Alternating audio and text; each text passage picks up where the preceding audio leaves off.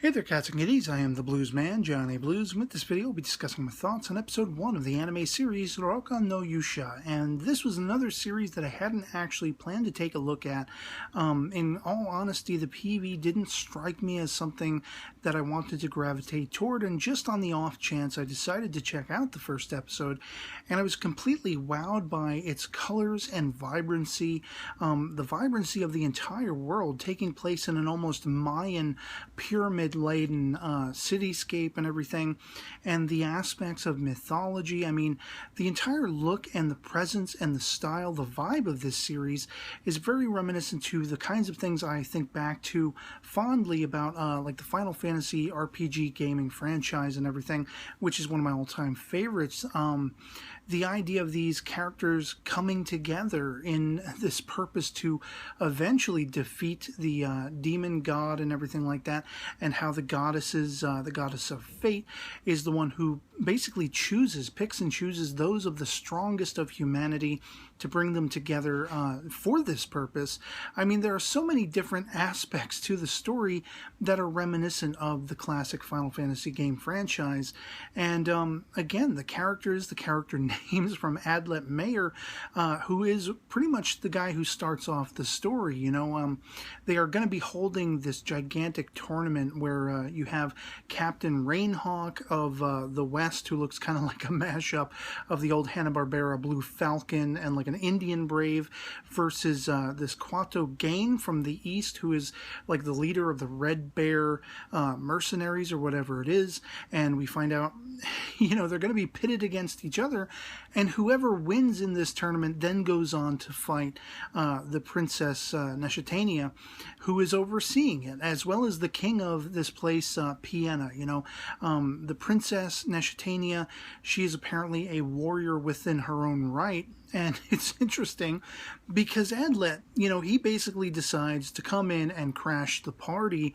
They do have this giant statue of the goddess of fate overseeing all of this, and it's his plan to show that he is, as he keeps self-professing throughout the entirety of this first episode, the strongest man in the world. He wants to be one of the braves of the six flowers, these people, chosen six people, to defeat the demon god, and he wants to show off his prowess.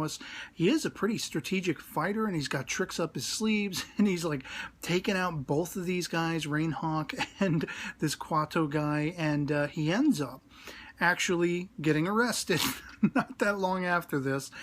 He's imprisoned, and we find out there was a rematch, and Kwato won because apparently when, you know, Adlet went to throw the Rainhawk guy, he busted his shoulder, whatever it is, and I guess Neshitania went on to wipe the floor with Kwato and such like that.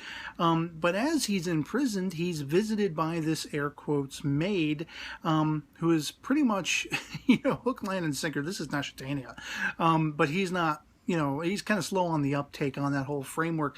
She just wants to learn more about him. She's impressed by his skills and his abilities.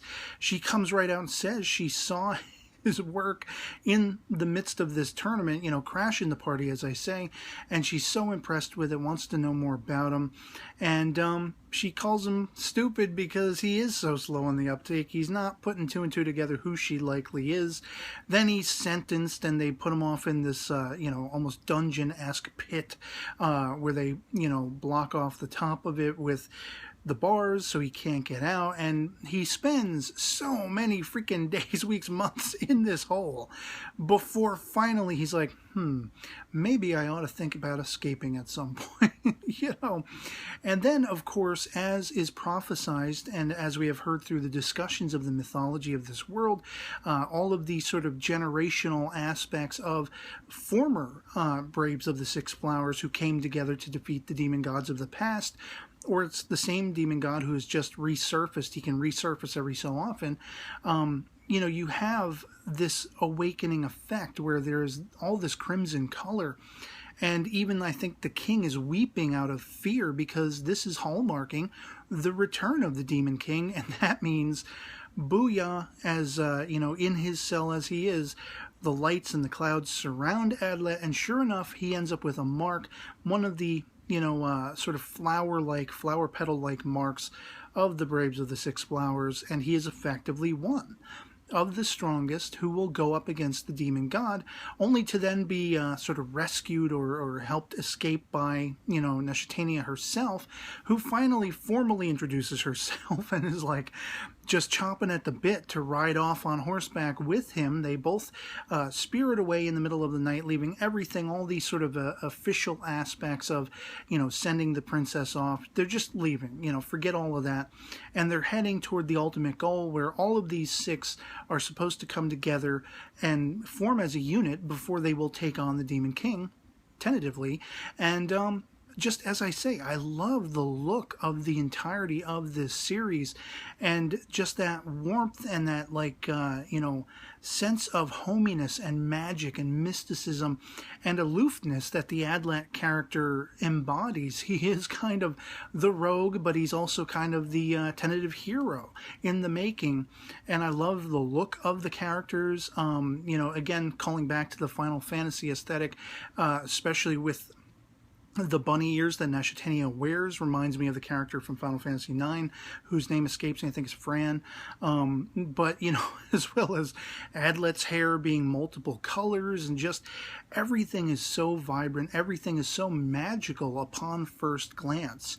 And I can definitely see enjoying this series. I don't know, as of the time of this recording, if I will pick it up in episodic reviews, but I will definitely be back at the end of it, because I'm probably going to be sticking with it and watching it to talk about my thoughts on the series as a whole, unless I decide to do it episodically. So I'd love to hear from you guys in the comments below what you thought of episode 1 of Rokka no Yusha, if you've seen it, and if you were as impressed with it as I was, and drawn into it, and, a fan of the art and the look of the series, or not. I always love having the conversation with you guys, even if we disagree on a topic. So yeah, otherwise that'll be pretty much it for me on this. Hope this video finds you well, and I'll catch you all later. Peace.